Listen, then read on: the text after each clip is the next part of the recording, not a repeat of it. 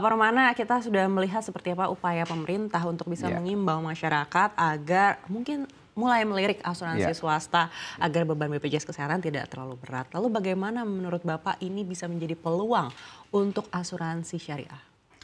Ya, baik. Menurut saya concern dari Menteri Kesehatan Pak Budi Gunadi itu memang sangat valid.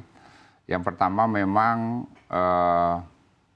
pengetahuan masyarakat mengenai asuransi kan masih sangat rendah ya. Tadi saya bilang baru 2,7%. Mereka bahkan secara keseluruhan pun yang baru mengerti mengenai asuransi baru 2,7%. Apalagi yang syariah 0,13%. Nah, di sisi lain, ekspektasi masyarakat ketika mereka punya BPJS itu seolah-olah mereka di cover semua.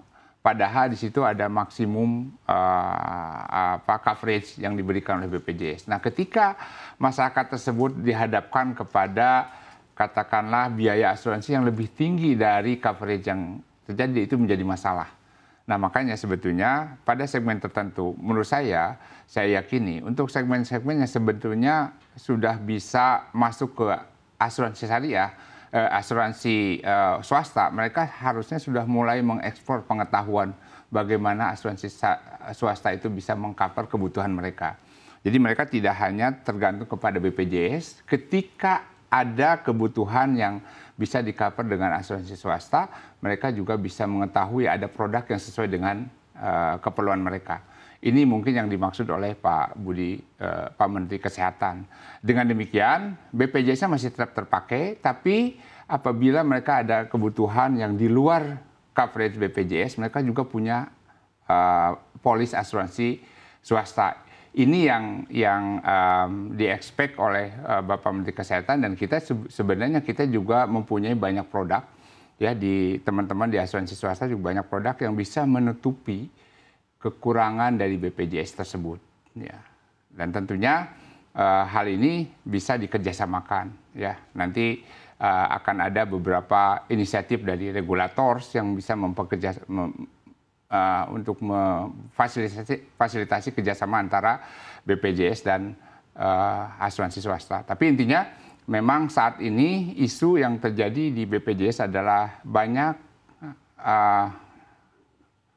pemegang polis BPJS yang tidak bisa tercover. Apakah karena jenis sakitnya atau karena biayanya di luar coverage yang ada di BPJS. Baik, kalau memang kolaborasi antara BPJS Kesehatan dan asuransi swasta ini terus berkembang, artinya ke depannya ini tentunya akan lebih banyak dan besar sekali volume yang harus ditangani oleh asuransi swasta. Ya. Kalau Bapak sendiri melihat industri asuransi syariah, terutama asuransi kesehatan syariah, apakah sudah siap untuk bisa menanggung beban besar itu? Sebetulnya kalau industri itu sehat, seberapapun itu akan jadi nice problem kan sebetulnya. Sepanjang bahwa nasabah yang masuk, dia membawa premi yang cukup juga untuk mengcover ketika klaim terjadi. Antara premi yang masuk dan klaim terjadi, itu ada ekosistem yang sehat, harusnya tidak ada masalah ya yang terjadi untuk industri asuransi syariah itu sendiri ya.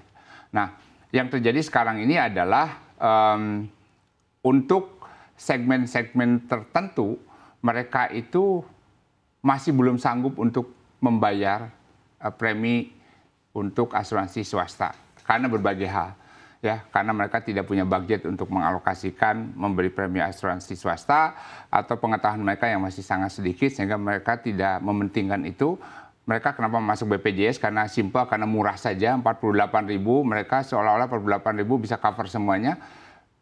Padahal kalau dilihat features-nya banyak, masyarakat tidak tahu seperti apa coverage tersebut. Jadi sepanjang kedepannya edukasi terhadap masyarakat itu cukup dan mereka tahu feature, coverage, dan hal-hal lain, prosedur dari asuransi swasta, harusnya itu ada nice problem buat industri asuransi, apalagi industri asuransi syariah. Nah, yang terjadi sekarang itu kami masih berfokus kepada kalangan atas yang hanya 5%. Itu semua asuransi masih berfokus di high network di 5%. Kita kalangan menengah ke bawah, micro, itu terjadi kalau itu sifatnya mandatory. Misalnya kalau bank mensyaratkan, maka masyarakat itu membeli. Kalau tidak disyaratkan, itu mereka tidak membeli. Jadi kalau ke depannya, dan saya meyakini tingkat literasi, edukasi masyarakat terhadap asuransi akan semakin baik, itu kan ada dua artinya. Mereka mengetahui ya features dari produk-produk asuransi swasta tersebut. Mereka juga mengetahui coverage dari asuransi swasta tersebut. Akhirnya ketika mereka sudah mengetahui features dan biaya maupun coverage-nya, itu akan menjadi sehat. Dan menurut saya itu juga akan menumbuhkan industri secara keseluruhan dan termasuk dalamnya industri asuransi syariah. Baik, Ya. kalau kita mengingat seperti apa tanggapan masyarakat terhadap asuransi, kadang-kadang banyak yang masih menganggap asuransi ini adalah kebutuhan sekunder ataupun Ya. tersier begitu. Ya. Bapak melihat apakah ini juga terjadi di asuransi kesehatan syariah? Ya betul, itu terjadi secara keseluruhan sih sebetulnya. Bahwa sekarang masyarakat itu masih menempatkan asuransi keseluruhan itu masih bahkan tersier. Kebutuhan premier, sekundernya buat pendidikan, bahkan pendidikan udah premier sekarang, ya. Kemudian bahkan gadget juga menyelip di situ, lebih penting daripada asuransi. Mereka belum melihat pentingnya asuransi, bahwa dengan asuransi itu dia bisa memprotek masa depan dirinya, anak-anaknya, dan lebih menghemat biaya dan sebagainya. Belum ada pengetahuan sampai ke level itu. Sebetulnya kalau mereka mengetahui persis manfaat asuransi, di kalangan menengah atas itu, guna asuransi itu tidak lagi hanya sekedar untuk memproteksi kesehatannya dia, atau memproteksi jiwanya dia saja. Mereka bahkan memposisikan asuransi itu sebagai proteksi untuk wealth-nya mereka, kekayaannya mereka. Karena mereka tahu, kalau saya mau mewariskan ke anak-anaknya 10 miliar, lewat asuransi hanya cukup mungkin bayar premi 1 miliar. Jadi di kalangan menengah atas itu melihat asuransi bukan hanya sekedar proteksi jiwa atau kesehatan. Mereka udah sifatnya untuk waris ke anak-anaknya. Jadi untuk menjaga, memastikan bahwa tingkat kekayaan keluarganya itu di level itu, mereka masuk melewat asuransi. Jadi orang yang sudah mengerti itu melihat asuransi sampai ke level itu. Di kalangan menengah mereka masih belum melihat itu. Kenapa? Karena mereka tidak punya cukup budget untuk dialokasikan untuk membayar asuransi. Mereka belum mengerti bahwa kalau ada terjadi sesuatu terhadap kepala keluarganya, ini anak istrinya siapa yang akan memberi makan? Akan diwariskan apa? Mereka belum punya pikiran ke sana karena budgetnya masih terbatas. Dan itu isu yang terjadi di kalangan menengah bawah. Nah, kalangan menengah bawah hanya akan tahu kalau preminya sangat murah dan mereka juga tidak tahu feature-nya. BPJS ikut saja.